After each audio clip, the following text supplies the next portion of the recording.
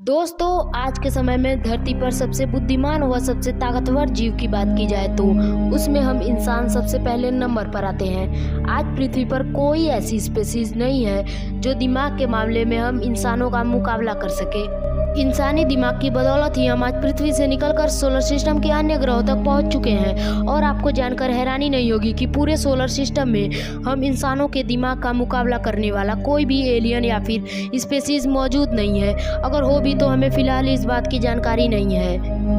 इंसान के इस इंटेलिजेंस को देखते हुए कहीं न कहीं हमारे दिमाग में ये प्रश्न जरूर आता है कि आखिर इस धरती पर सबसे बुद्धिमान जीव यानी मानव की उत्पत्ति कब और कैसे हुई, मानव सभ्यता का इतिहास क्या है। दोस्तों, अगर आप इन सवालों का जवाब जानना चाहते हैं और अपने ज्ञान को बढ़ाना चाहते हैं तो बने रहिए आज के इस वीडियो के अंत तक। दोस्तों, यह तो आप सभी को पता ही होगा कि इस धरती पर इंसान हमेशा से मौजूद नहीं थे, क्योंकि पहले के समय धरती पर खूंखार और हिंसक डायनासोर का राज हुआ करता था। उन खूंखार डायनासोर के रहते हुए धरती पर इंसानों का विकसित हो पाना एक तरह से इम्पॉसिबल था। और अगर उस समय धरती पर इंसानों का अस्तित्व होता भी तो डायनासोर के साथ विलुप्त हो गया होता। ऐसे में यह बात तो साफ है कि धरती पर इंसान डायनासोर के बाद ही आए, परंतु हमारा सवाल अभी भी वही है कि धरती पर पहला इंसान कहां से और कैसे आया है। यह जानने के लिए आपको यह जानना जरूरी है कि धरती पर जितने भी जीव मौजूद है वे सभी उन जीवों का विकसित रूप है जो एक समय में धरती पर रहा करते थे। इस प्रक्रिया को एवोल्यूशन कहा जाता है। साइंटिस्ट के द्वारा किए गए कई सारे रिसर्च के बाद ये बात सामने आई कि धरती पर जीवन की शुरुआत समुद्र से हुई है और यह शुरुआत 3.5 मिलियन साल पहले माइक्रो ऑर्गेनिज्म यानी सूक्ष्म जीव के रूप में हुई थी। यह इतना छोटा था कि इसे नग्न आंखों द्वारा देख पाना संभव नहीं था। ये सूक्ष्म जीव समुद्र के अंदर गहराइयों में रहा करते थे और समय के साथ साथ एवोल्यूशन से गुजरकर इनमें कई चेंजेज आए।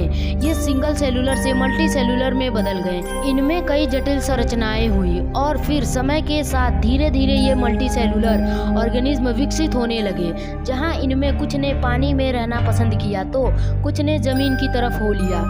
कई हजार सालों के एवोल्यूशन के बाद धरती पर बड़े बड़े जीव अस्तित्व में आए, जिनमें डायनासोर भी एक है। साइंटिस्ट के अनुसार इस डायनासोर के खत्म होने के बाद ही मानव विकास की शुरुआत हुई। आइए इसे और अच्छे से समझने की कोशिश करते हैं।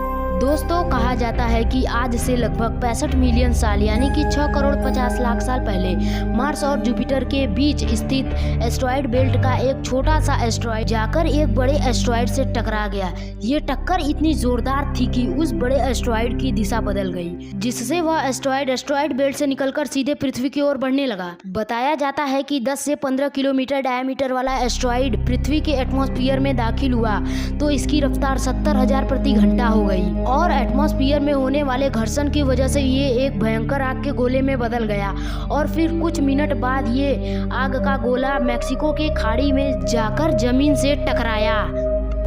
ये टक्कर मैक्सिको के यूकैनिन पेनिनसुला में हुई थी। बताया जाता है कि ये टक्कर इतना ज्यादा जोरदार था कि इससे पृथ्वी का वातावरण खत्म हो गया। पृथ्वी का इकोसिस्टम पूरी तरह से बदल गया। साइंटिस्ट बताते हैं कि टक्कर की वजह से पूरी दुनिया भयंकर भूकंप के चपेट में आ गई।